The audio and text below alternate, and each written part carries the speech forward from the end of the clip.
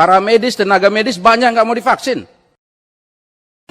Saat ini, Badan POM masih menunggu penyelesaian analisis data uji klinik fase 3 di Bandung. Jadi kurang percaya terhadap vaksin ini. Karena ada kekhawatiran, karena belum ada jaminan. Ini kan sebetulnya membuat kita bingung ya, boro-boro masyarakat, anggota DPR RI juga bingung sebetulnya.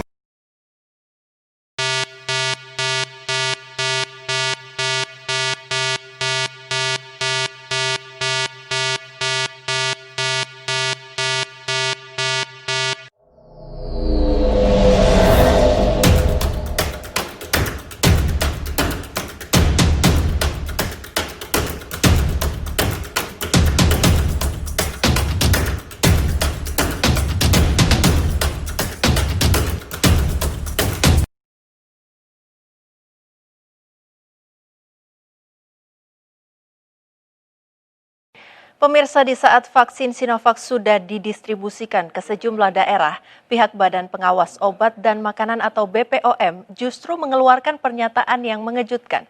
Menurut Ketua BPOM, Penny Lukito, vaksin COVID-19 Sinovac belum boleh disuntikan kepada masyarakat. Padahal pemerintah sudah menargetkan bahwa pemberian vaksin akan dilakukan sekitar pertengahan bulan Januari 2021.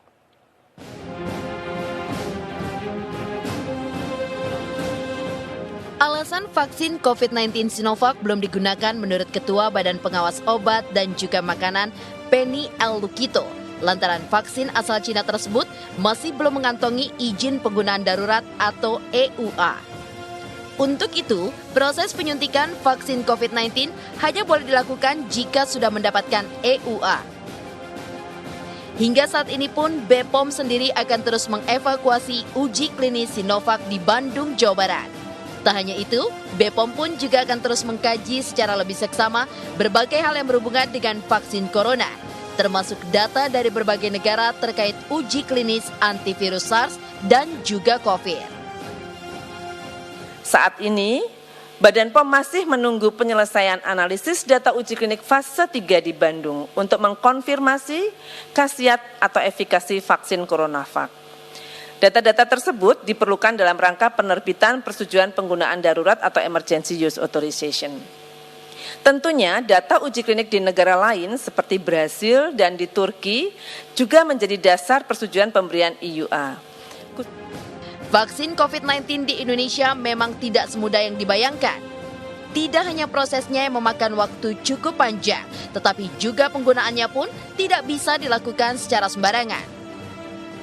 Setidaknya jika menilik dari rekomendasi yang pernah disampaikan pihak pengurus besar Perhimpunan Dokter Spesialis Penyakit Dalam Indonesia atau PAPDI, tidak semua orang bisa disuntikan vaksin COVID-19.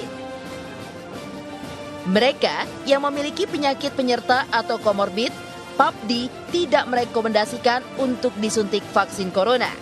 Berikut ini adalah daftar penderita penyakit komorbid yang tidak bisa atau belum layak diberikan vaksin COVID-19.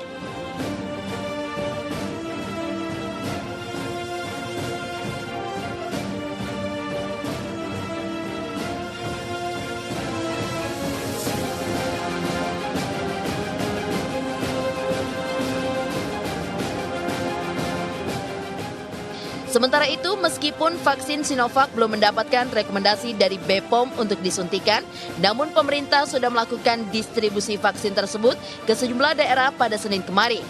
Beberapa daerah yang sudah menerima vaksin Sinovac, diantaranya Surabaya, Lampung, dan juga Palembang. Dari Jakarta, Tim Liputan iNews melaporkan. Saya sendiri secara pribadi kurang percaya terhadap vaksin ini. Karena ada kekhawatiran, karena belum ada jaminan. Kalau misalnya mau mati, apa mereka tanggung jawab karena divaksin? Apa pemerintah tanggung jawab? Atau misalnya mau cacat atau segala macam, apa pemerintah tanggung jawab? Ini yang persoalan. Jadi saya minta kalau Gorontalo divaksin dulu gubernur. Iya, divaksin dulu gubernur. Yang pertama di Gorontalo ini. Baru kasih dia sama rakyat, saya sudah sementara vaksin, supaya rakyat saya ikut. Rakyat percaya. Rakyat percaya. Kalau gubernur sudah mau, sudah vaksin, saya mau. Kan gubernur, tapi saya melihat musik, ya kagetlah gubernur cuma passing lain. Di passing lain tuh. Nah itu yang cuma air kayak apa kayak kita orang kan dia bisa tahu. Harus dipastikan Dulu.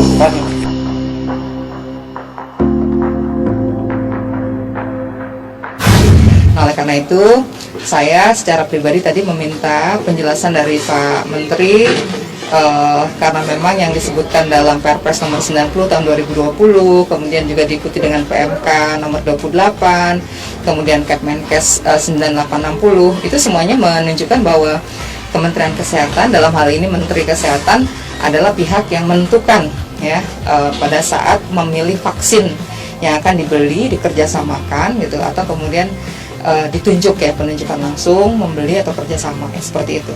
Nah, kalau kemudian tiba-tiba muncul Sinovac dalam bentuk vaksin jadi, ini kan sebetulnya membuat kita bingung ya, boro-boro masyarakat, anggota DPR RI juga bingung sebetulnya. Kenapa? Karena tadi saya sebutkan rapat tanggal 31 Agustus menjelaskan strategi mendapatkan vaksin itu dua. Satu, mengembangkan vaksin merah putih ya, dan yang kedua adalah strategi diplomasi yang waktu itu disebutkan adalah vaksin Sinovac yang sedang dilakukan uji klinis tahap ketiga di Indonesia. Dan uji klinis itu belum selesai. Interimnya juga baru nanti awal 2021. Kok tiba-tiba pemerintah memutuskan membeli vaksin jadi ya, vaksin jadi Sinovac yang menurut referensi efektivitasnya belum teruji kan begitu. Nah, kemudian menurut ITAGI tadi Pak Menteri sampaikan akan diberikan prioritas pada tenaga kesehatan frontliners ya. Bagaimana mungkin sebuah vaksin yang belum teruji efektivitasnya, efikasinya, kebermanfaatannya diberikan kepada frontliners yang hari ini untuk mencetak satu tenaga kesehatan baik dokter maupun perawat butuh waktu, butuh proses yang panjang.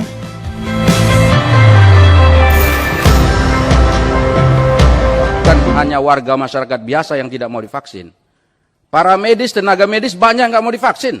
Orang banyak yang cerita ke saya, di ruangan ini tuh dokter Rifka Ciptaning itu dokter udah puluhan tahun, nggak mau dia divaksin.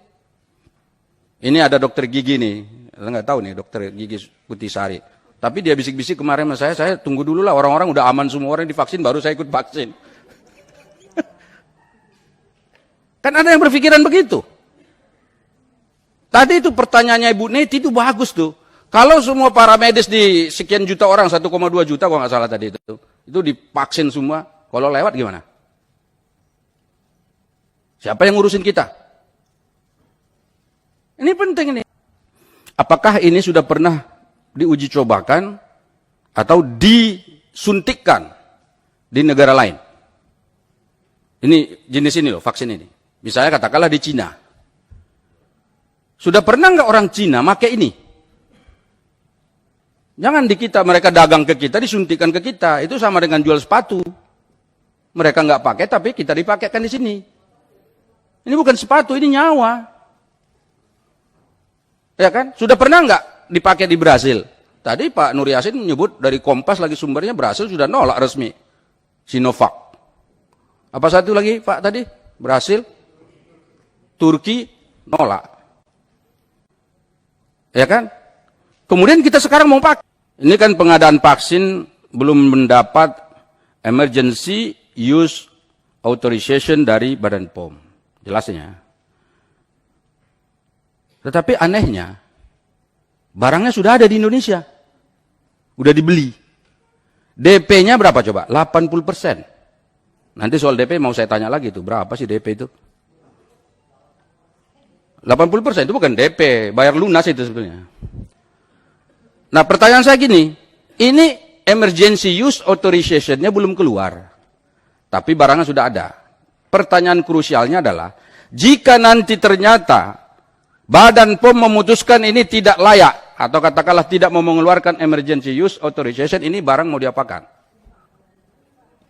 Nggak bisa disedekahkan ini. Ya enggak, kan kalau barang yang lain tuh udahlah nggak bisa pakai, udahlah sedekahin aja sama orang yang bisa pakai. Ini nggak bisa, orang nggak dia emergency use authorization-nya enggak kok. Nah, ini tolong dijelaskan mau diapain nanti, andai kata enggak loh ya. Jangan dibilang, kalau nanti dibilang ini pasti Pak emergency use authorization pasti, kalau udah pasti berarti sebelum dibeli sudah dipaksa dulu ini emergency use authorization keluarin. Itu kan nggak boleh itu. Independensi daripada Badan POM untuk mengeluarkan emergency use authorization itu harus tetap kita kawal. Nggak boleh itu.